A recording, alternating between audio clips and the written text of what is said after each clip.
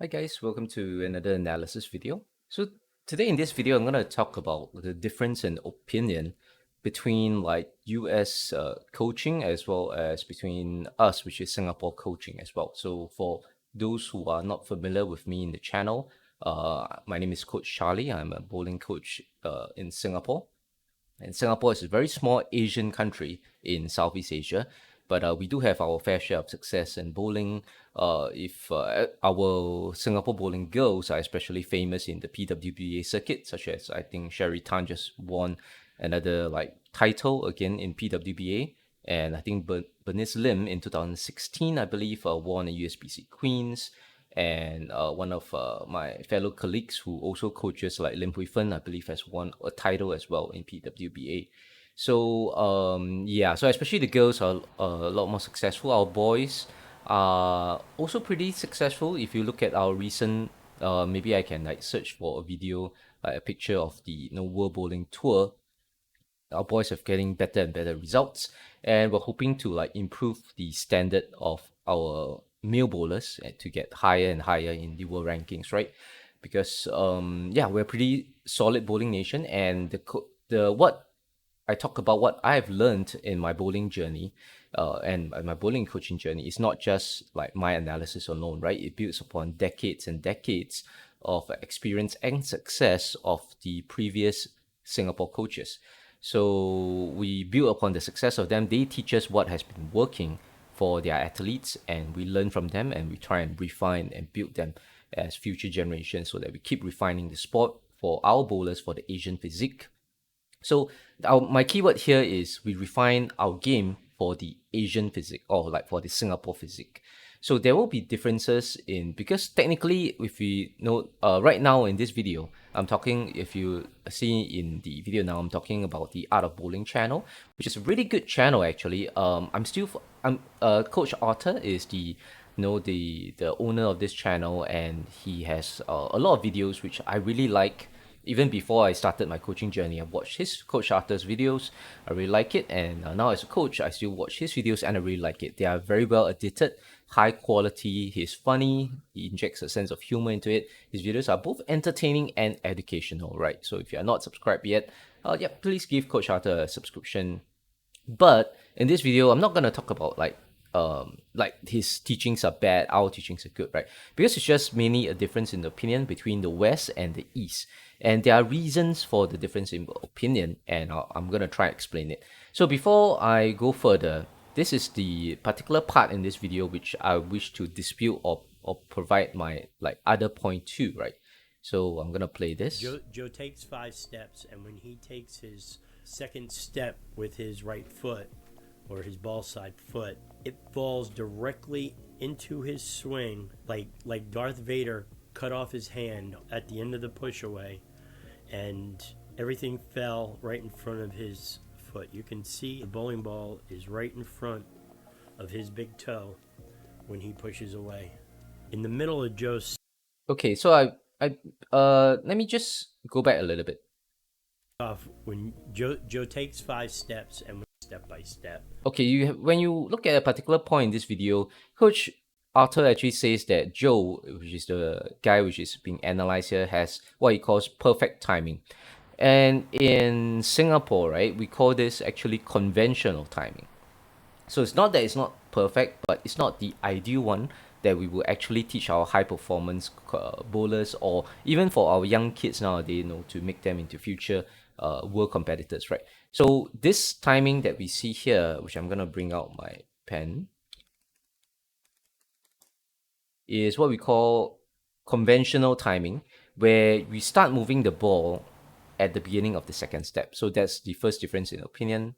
Cut in the middle of Joe's second step. This is another thing where another area where we can judge timing. You can see that Joe's ball and both legs line up together, and that's the second place where we start looking at timing.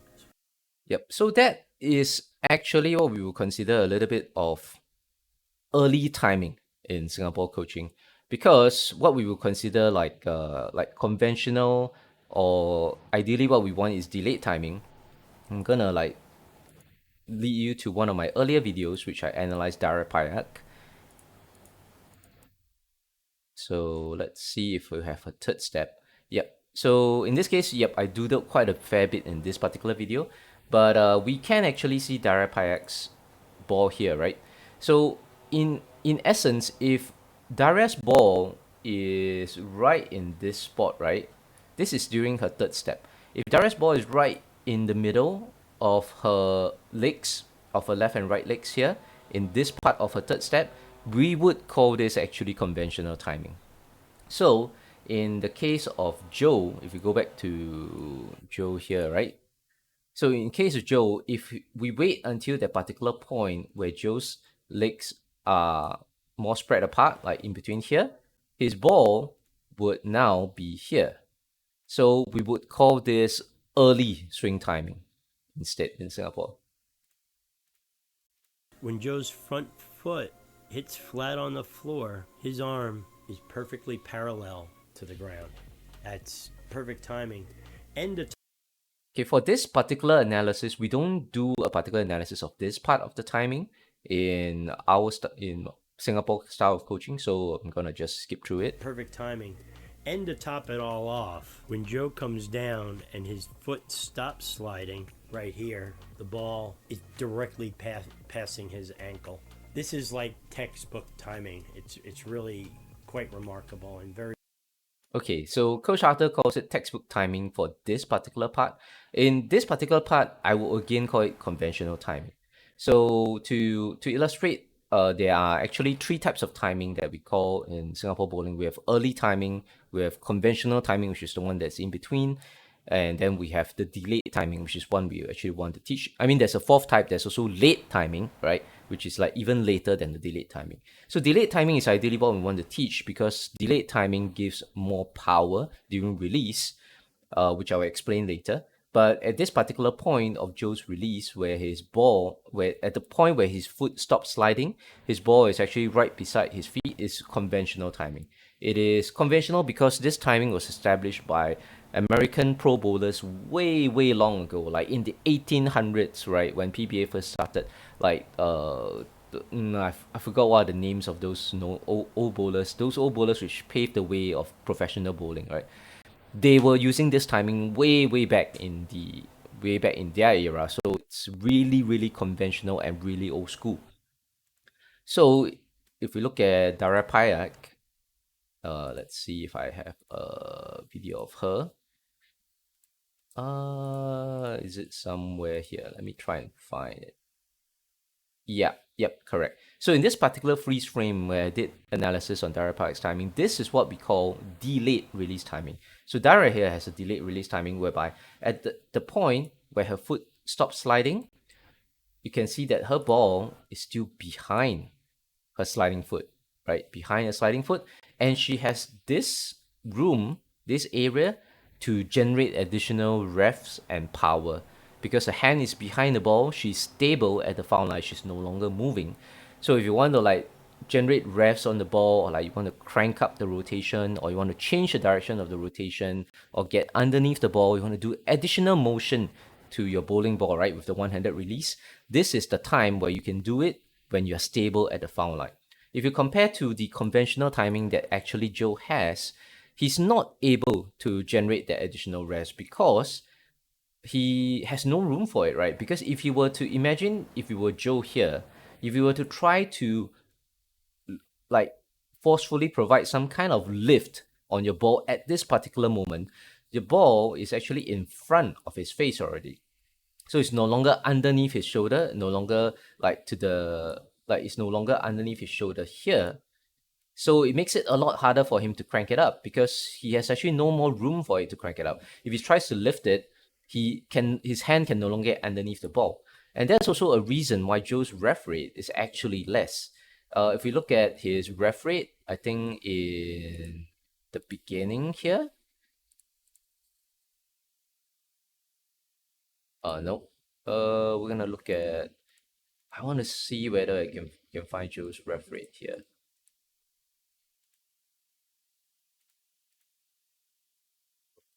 Let me try and find it. So there is a part where they show Joe's full release. You can see that his rev rate is not a lot. It's actually less than the typical amateur US bowler. Oh yeah, this shot. So we can actually look at Joe's rev rate in this shot. 1, 2, 3, 4, 5, 6. It's like it's okay, right? It's like almost like a PWBA female pro would get more rev rate than Joe. That's for sure, right? Like a female professional bowler would definitely get more rev rate than Joe. So let's look at his ref rate again. Here, yeah, in this particular point, 1 minute 24. Like it's not a lot. It's decent, but it's not a lot. So the reason why Joe is one of the reasons, actually not just the only reason why Joe is not able to get that much ref rate is because of this particular conventional timing during release.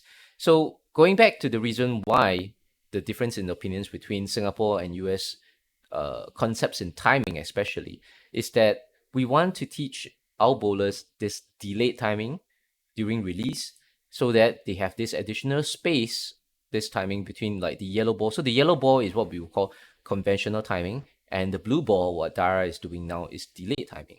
So this is one of the reasons for Dara's power, right? She's very she has one of the highest ref rates in the PWBA Tour, and this is just one of the reasons why she's able to do it, because she has this delayed timing, which allows her this space during her release in order to get underneath the ball and also have that flicking motion, relaxed flicking motion, while she's extending and releasing the ball out onto the lanes, which gives her that exceptional amount of revs and power.